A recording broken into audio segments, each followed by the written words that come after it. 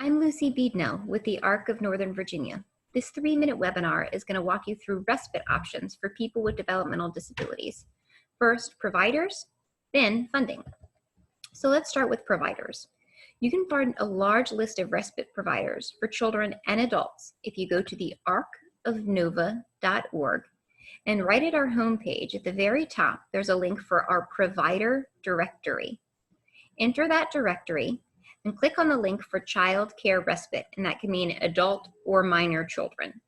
There you'll find a list of over 24 providers in the Northern Virginia area, each with a brief description of the services they provide, the ages they serve, and a few other details, as well as contact information.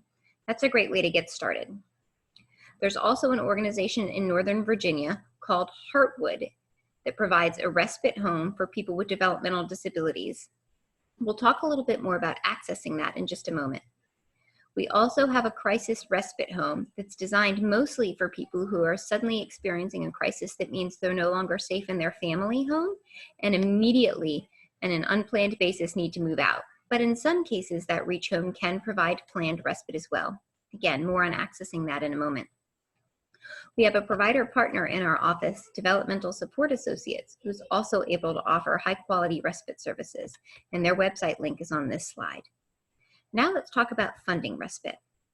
Many respite providers work with Medicaid waivers, those funding streams that offer long-term supports and services for people with disabilities. Most people who have waivers have access to the full 480 annual hours of respite. And remember, those are hours on top of your regularly scheduled weekly care.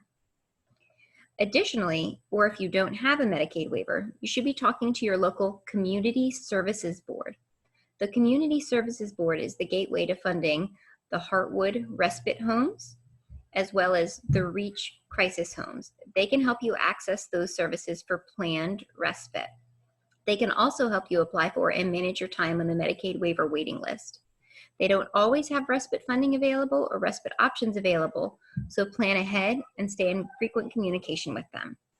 Virginia's Vocational Rehab Agency, DARS, often has $400 annual respite grants that you can use to pay for anyone you want to provide respite services.